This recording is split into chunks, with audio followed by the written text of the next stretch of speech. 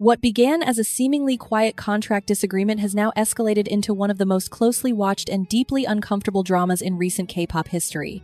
Danielle's separation from NewJeans was never just another routine idol agency dispute hidden behind legal jargon and sealed documents. From the very beginning, there was a sense that something larger was unfolding beneath the surface, something far more unsettling than a simple business fallout. As details slowly emerged, fans and industry watchers alike realized this was not a clean break, but the unraveling of a system built on control, pressure, and silence. For months, tension simmered between Danielle and her agency, ADOR. Carefully crafted statements were released on both sides, each telling a different version of the same story. While fans clung to hope for reconciliation, behind the scenes the situation was already moving toward confrontation. Negotiations stalled. Trust eroded. And the longer the silence stretched, the more obvious it became that this conflict was heading somewhere irreversible. What once looked like internal disagreement soon began to feel like a power struggle with serious consequences. That breaking point arrived when ADOR officially announced the termination of Danielle's exclusive contract, confirming her removal from NewJeans. The decision followed months of legal disputes that had already fractured public trust. According to the agency, this outcome was not sudden, but the result of repeated conflicts and actions they claimed made continued collaboration impossible. In their framing, this was not about emotions or misunderstandings, but about authority, legality, and boundaries that define an idol's career from start to finish. Yet, even as the court sided with ADOR, validating the contracts and reinforcing the agency's control, the story refused to end quietly. Danielle stood apart from her former group, facing professional isolation and looming consequences, while the rest of NewJeans moved forward. Her absence raised more questions than answers, and the silence surrounding her only fueled speculation. And just when it seemed the controversy might fade, new details began to surface, hinting that this was only the beginning.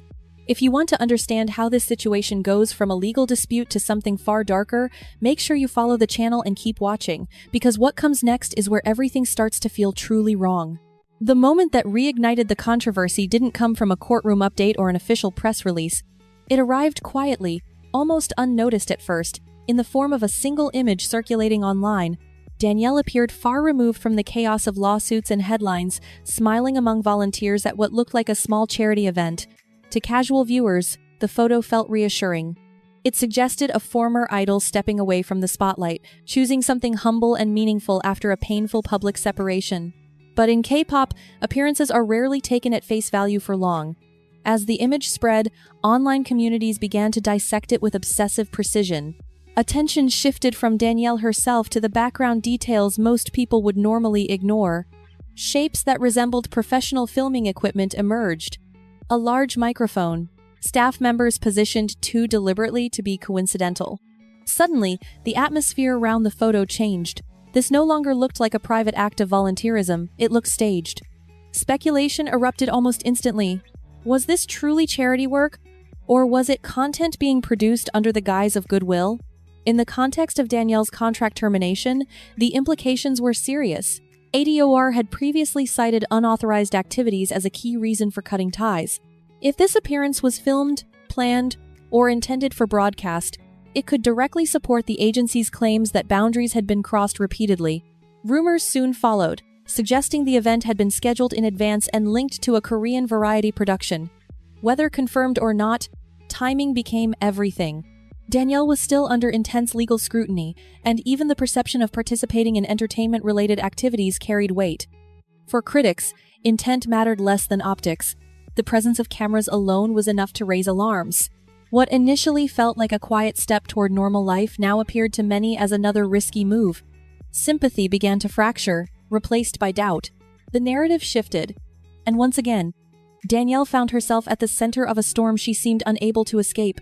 As scrutiny intensified around the charity appearance, a smaller detail pushed the controversy from uncomfortable into potentially serious territory. Clips and screenshots connected to the alleged filming began circulating, and viewers noticed Danielle referring to herself using the name NJZ.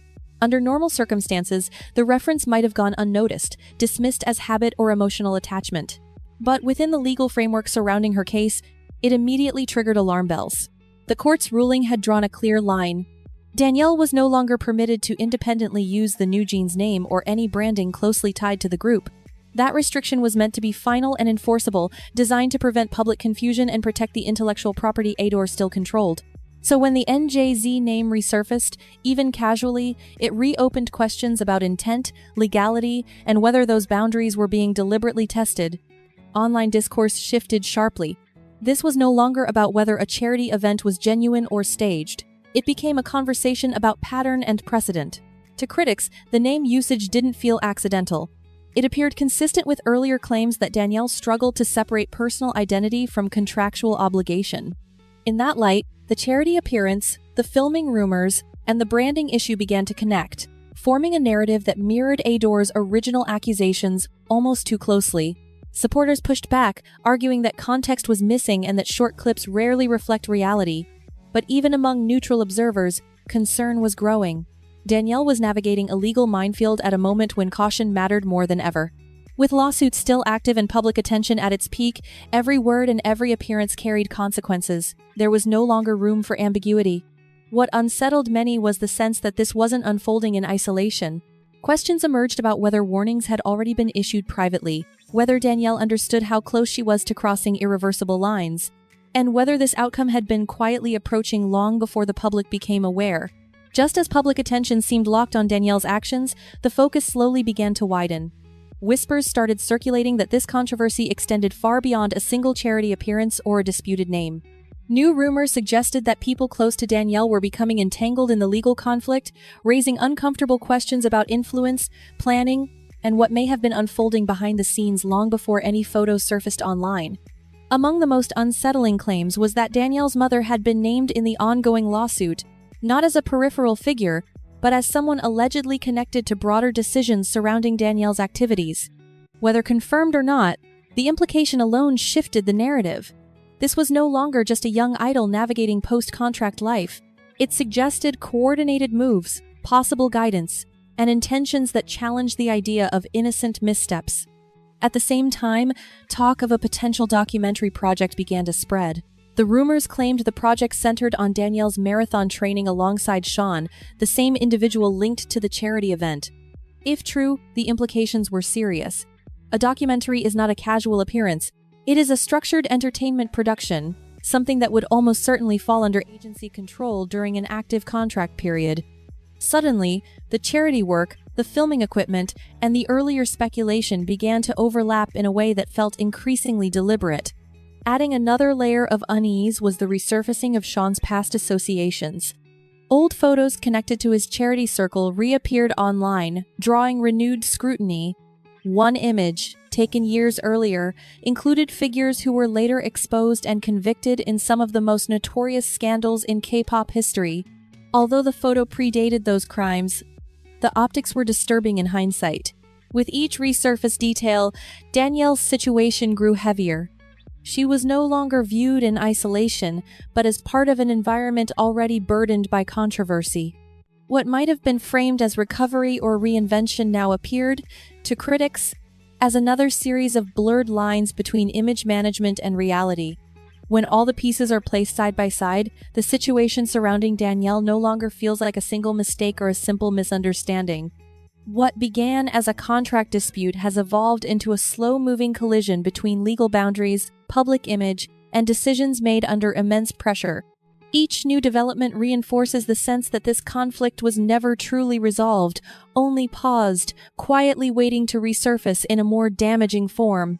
The most unsettling element is not any single allegation, but the pattern that has emerged over time. Questionable appearances, blurred lines between personal actions and professional obligations, resurfacing controversies, and repeated challenges to clearly defined restrictions have created a narrative that continues to spiral. Whether intentional or not, the consequences are unfolding publicly, in real time, under relentless scrutiny from both fans and critics. At this stage, sympathy and accountability are colliding. Public opinion is shifting from isolated explanations to deeper questions about judgment, responsibility, and timing. And with legal action still unresolved, this story is far from over. If anything, it feels like the foundation has been laid for an even more explosive next chapter. If you want to stay ahead of where this story is going, make sure you subscribe to the channel, Like this video and share your thoughts in the comments. Turn on notifications and stay with us, because what comes next could change everything.